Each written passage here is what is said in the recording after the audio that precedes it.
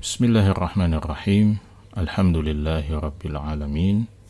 Wassalatu wassalamu ala asyrafil anbiya'i wal mursalin wa ba'd. Sahabat-sahabat sekalian, dalam kesempatan yang lalu kita telah mengulas dan mengungkapkan 3 rahasia jalan kebahagiaan yang disebutkan oleh Al-Imam Ibnu Qayyim Al-Jauziyah rahimahullahu ta'ala, di mana beliau menjelaskan bahwa 3 rahasia bahagia itu, yang pertama adalah bersyukur, yang kedua adalah bersabar, dan yang ketiga adalah beristighfar. Ketiga rumusan jalan kebahagiaan ini didasarkan pada kenyataan hidup kita yang hanya akan selalu berputar pada 3 situasi atau pada 3 kondisi.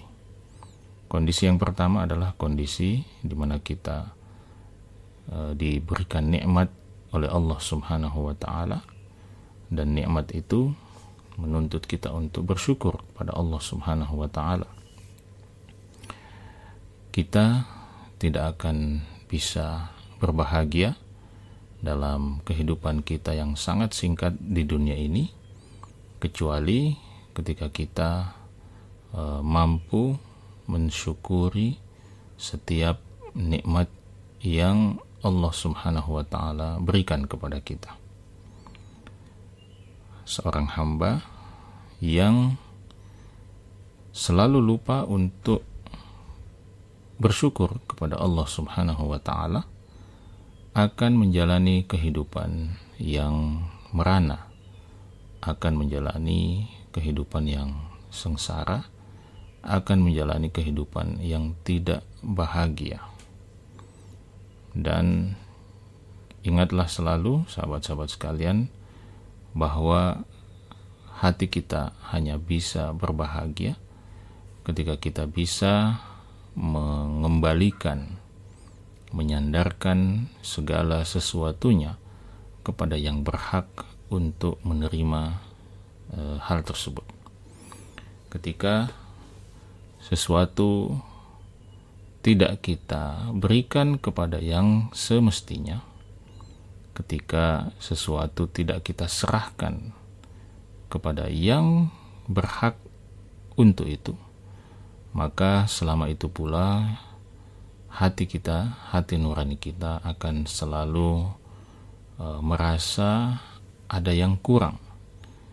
Hati nurani kita akan selalu merasa bahwa seperti ada sesuatu yang tidak tuntas untuk kita tunaikan. Itulah sebenarnya rahasia mengapa seorang manusia yang tidak pandai bersyukur kepada Allah Subhanahu wa ta'ala, hidupnya akan selalu merana dan sengsara, karena dia akan disibukkan untuk mengklaim setiap kelebihan, setiap kelapangan, setiap kekayaan yang Allah berikan kepada dia. Dia akan sibuk mengklaimnya untuk dirinya sendiri dan lupa untuk menyandarkannya, mengembalikannya kepada Allah Subhanahu wa ta'ala.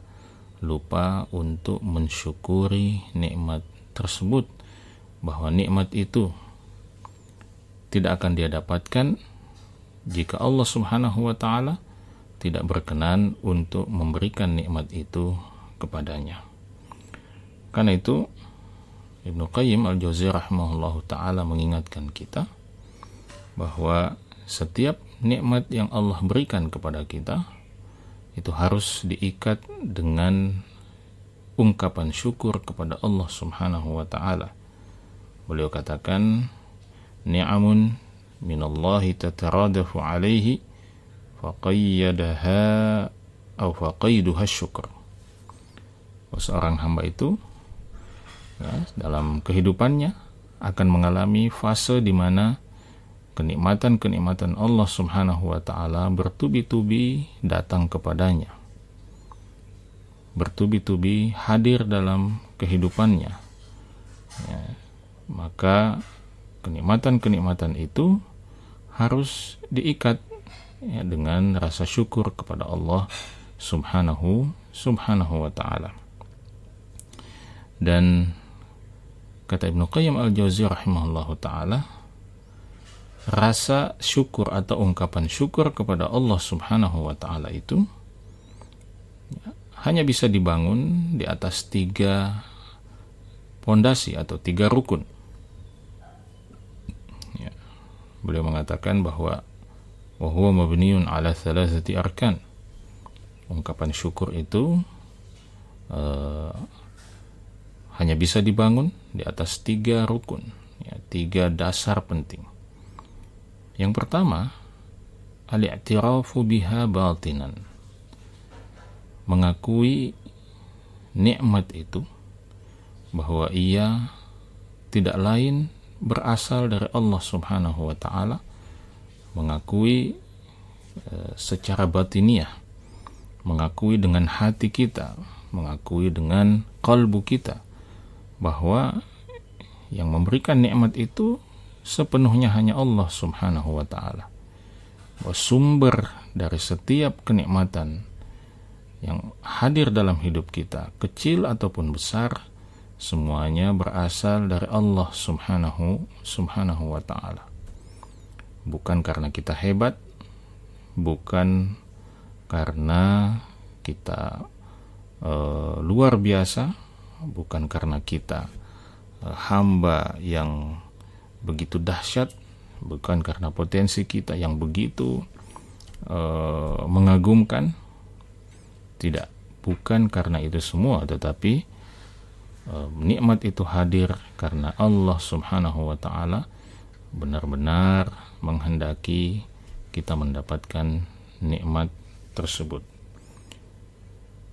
Karena itu, pengakuan terhadap nikmat ini, pengakuan bahwa sumber nikmat ini adalah Allah Subhanahu wa ta'ala semata-mata, itu harus dimulai dari hati kita. Hanya dengan itulah kita akan bahagia. Kita hanya akan berbahagia sekali lagi ketika kita menyandarkan dan mengembalikan itu pada Allah Subhanahu wa ta'ala, bukan kepada siapapun, termasuk kepada diri kita. Karena itu hamba atau manusia yang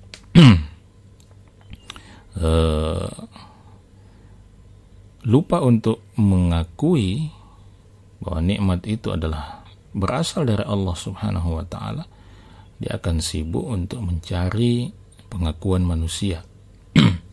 Dia akan sibuk memperbaiki penampilannya, akan sibuk memperbaiki lahiriahnya, ya, demi menampilkan dan menampakkan kepada manusia bahwa dia memang pantas untuk mendapatkan semua nikmat itu, ya, dia memang layak untuk mendapatkan semua nikmat itu karena dia hebat, karena dia manusia yang istimewa.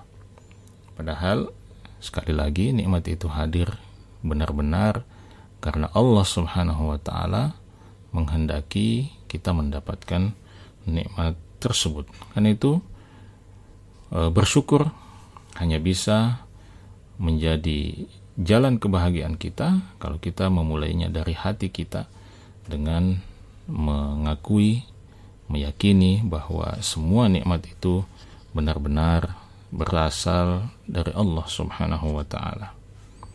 Lalu rukun yang kedua, kata Ibnu Qayyim al-Jauziyah rahimahullah, adalah at-tahaddutsu biha zahiran, mengungkapkan, ya, dengan membicarakan nikmat itu secara zahir atau secara lahiriah, ya, kita tampakkan dalam bentuk ungkapan lisan kita, ya, dalam bentuk ungkapan lisan kita bahwa itu adalah dari Allah Subhanahu wa ta'ala. Kita ungkapkan bahwa nikmat itu hadir dalam kehidupan kita karena memang Allah Subhanahu wa taala berkenan untuk itu. Itulah sesungguhnya makna yang paling dalam dari ungkapan alhamdulillah. Kita semua faham bahwa ungkapan alhamdulillah adalah ungkapan yang paling familiar dalam keseharian kita. Tetapi kita seringkali lupa untuk meresapi maknanya, mentadabburi maknanya. Apa makna dari alhamdulillah? Ya, alhamdulillah itu artinya segala bentuk pujian, segala bentuk sanjungan itu hanya pantas diberikan kepada Allah Subhanahu wa taala semata.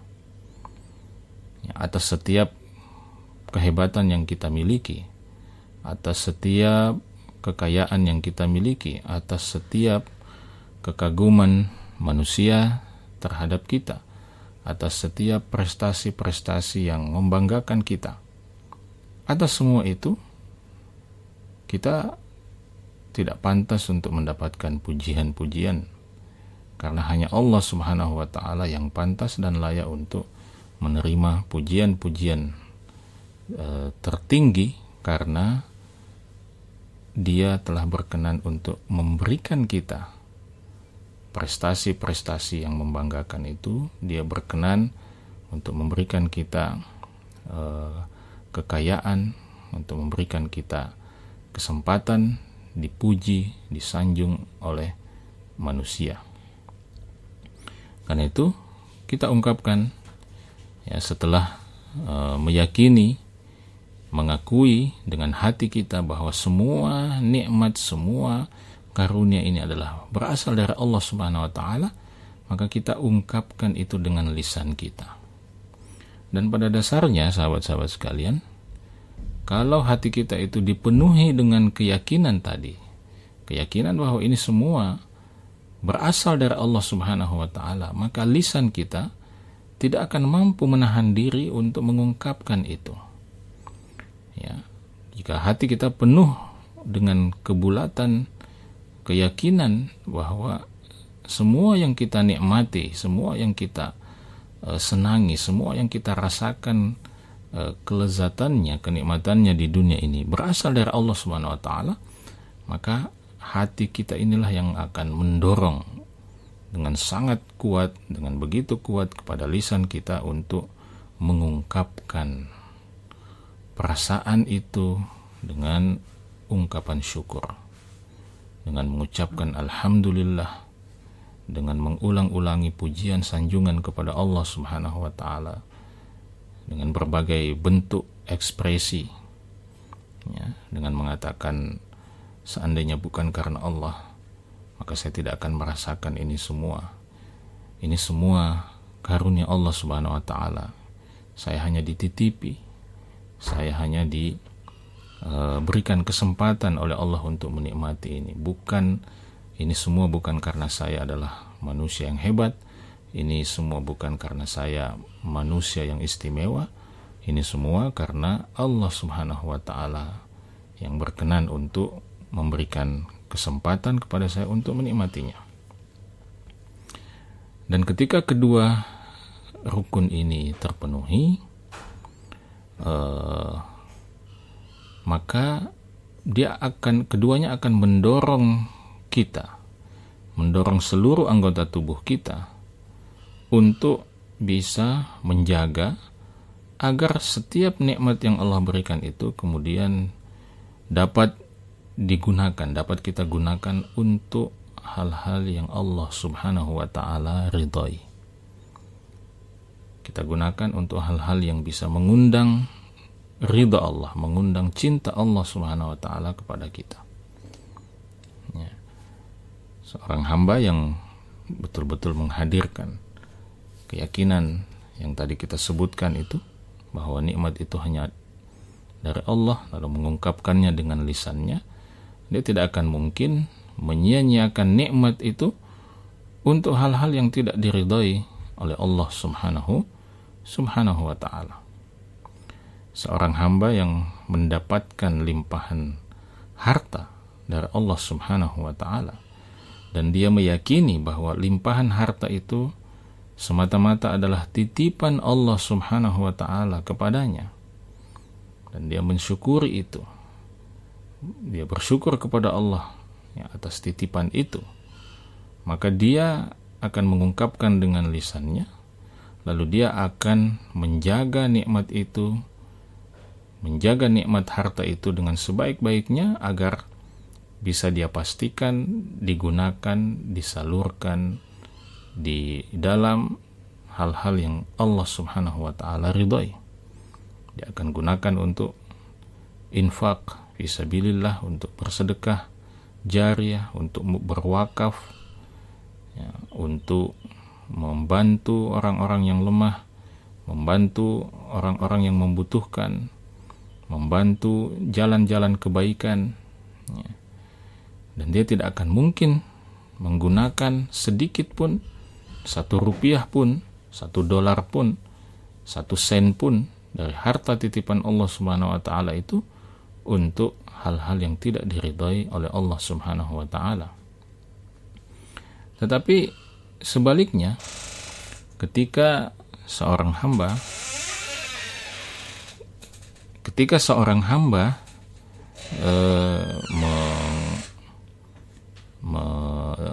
tidak meyakini bahwa harta itu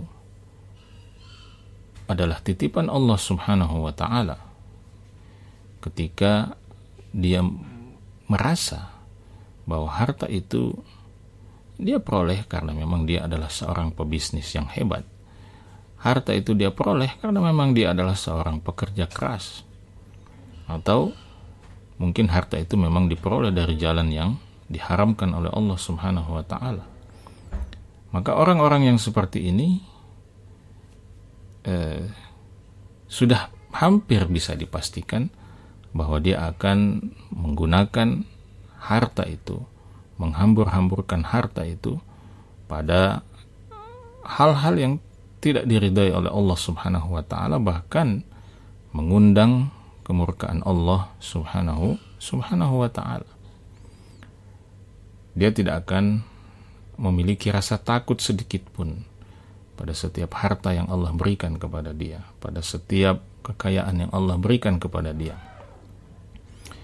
Kalau dia adalah seorang yang cerdas, ya dia tidak akan pernah merasa bahwa dia punya kewajiban untuk menggunakan kecerdasannya, potensi kecerdasannya itu untuk, katakanlah, membantu orang lain, untuk memperjuangkan agama Allah Subhanahu wa ta'ala.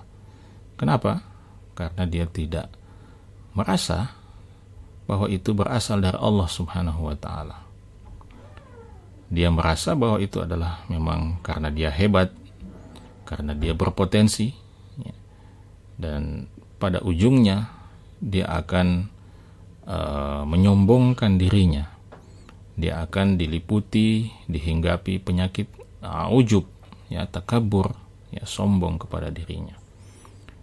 Dan ingatlah selalu rumusnya, sahabat-sahabat sekalian, ketika seorang manusia sudah menyelisihi fitrah asal penciptaannya sebagai seorang hamba, maka disitulah awal mula kesengsaraan manusia itu. Anda jangan berpikir bahwa orang-orang yang berlimpah harta tetapi lupa hakikat dirinya sebagai hamba, Anda jangan berpikir bahwa mereka akan bahagia. Tidak. Mereka kelihatannya saja seperti seolah-olah berbahagia, menghambur-hamburkan limpahan harta itu, tetapi sebenarnya di lubuk hatinya yang paling dalam mereka merasakan kesengsaraan yang tidak bisa dilukiskan dengan kata-kata. Jangan dibayangkan orang yang dikaruniai kecerdasan begitu rupa oleh Allah Subhanahu wa ta'ala, lalu dia tidak sadar bahwa itu adalah dari Allah Subhanahu wa ta'ala, lalu dia gunakan kecerdasan itu untuk menyanggah kebenaran, untuk merendahkan kebenaran, untuk melawan Allah Subhanahu wa ta'ala, untuk menentang Allah Subhanahu wa ta'ala dan Rasulnya. Jangan dikira senyum yang mereka tampilkan di berbagai media, tulisan-tulisan yang mereka munculkan di berbagai media yang terkesan seolah-olah mereka begitu bahagia dengan apa yang mereka lakukan. Jangan tertipu dengan itu semua, karena sesungguhnya mereka merasakan kesengsaraan yang juga tidak bisa dilukiskan dengan kata-kata. Kenapa? Karena prinsipnya selalu seorang manusia hanya bisa berbahagia dalam hidupnya ketika dia menjalani hidupnya sesuai dengan fitrah asal penciptaannya sebagai seorang hamba, sebagai seorang makhluk Allah Subhanahu wa ta'ala yang lemah, yang membuatnya selalu bersandar kepada Sang Maha Kuat, yang membuatnya selalu kembali kepada Allah Subhanahu wa ta'ala, yang membuatnya selalu merasa fakir dan butuh kepada Allah Subhanahu wa ta'ala dalam setiap sisi kehidupannya. Bahkan dalam sisi keberlapangannya, ketika dia merasa hidupnya lapang, ketika dia merasa hidupnya berlimpah nikmat, berlimpah harta, berlimpah karunia, pada saat-saat seperti itu sang hamba ini tidak pernah lepas keyakinan hatinya bahwa dia butuh kepada Allah. Dia butuh untuk selalu kembali pada Allah. Dia butuh untuk selalu bersandar kepada Allah. Maka hamba yang seperti inilah yang akan merasakan bahagia dalam hidupnya, yang dalam kondisi apapun, dalam situasi apapun, dalam situasi lapang maupun sempit, dia selalu ingat bahwa dia punya Allah, dia punya Tuhan, dia punya Rabb, di mana dia harus selalu kembali kepadanya, di mana dia harus selalu memohon kepadanya, di mana dia adalah makhluk yang lemah di hadapannya, dan dia tidak mungkin bisa melepaskan hidupnya sekejap mata pun dari Allah Subhanahu wa ta'ala. Itulah jalan kebahagiaan kita yang akan mengantarkan kita pada kebahagiaan abadi di kehidupan akhirat. Maka itu adalah 3 rukun syukur yang akan menghadirkan bahagia dalam kehidupan kita. Mengakui semua nikmat itu dengan hati kita, mengungkapkan rasa syukur itu dengan lisan kita, dan yang ketiga yang tidak kalah pentingnya adalah menggunakan segenap nikmat itu untuk hal-hal yang diridhai oleh Allah Subhanahu wa ta'ala. Semoga bermanfaat. Sampai bertemu dalam kesempatan lainnya. Assalamualaikum warahmatullahi wabarakatuh.